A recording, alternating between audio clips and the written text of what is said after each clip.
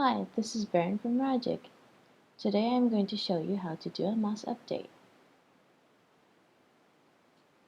You can definitely do your updates through Ragic, but if you are updating more than one entry, it's easier to first export your data into an Excel file and then re-import this data.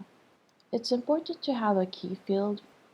For this product sheet, I have a product code field that is unique for every single product. This can be an employee ID in your employee sheet or a serial number. The important thing is to have a unique identifier for each of your entries. This is important because when you want to update, Ragic will check this code to see if there's anything to update on that specific code and then renew your data. You'll see that in a second. Alright, so first of all, I'm going to download my data as an Excel file. I will need all my fields and all the entries. So hit download.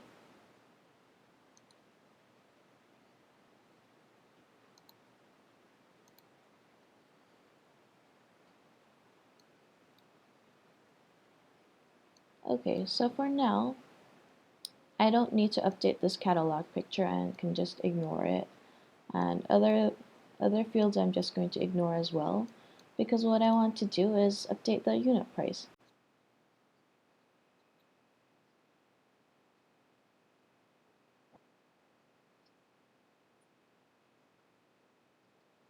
Now that I've done my updates, I'm going to save this file and then re-upload it on Ragic.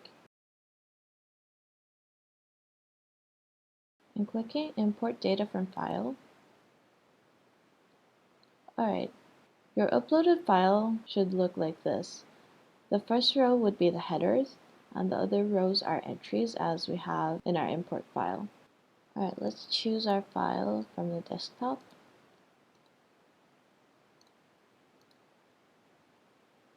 Hit next. Alright, this step is really important. You have to choose the target fields in Ragic, and sometimes if you are doing an import from various spreadsheets, this can be a little bit mixed up because of the names. You really have to check which field is mapped to what. And if you didn't export like I did from Ragic, this might be in a different name, so take care for this step and hit next. Alright, so in this stage I need to update the contents of my records. So if you are creating new records, then you can select this one, but right now I'm updating my data, so I'm hitting renew data. This will, as I said, check the product code for me and see if it's the same value, and it will update the price for me.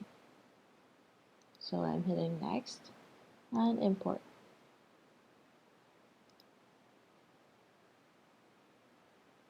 As you can see, my prices are updated now.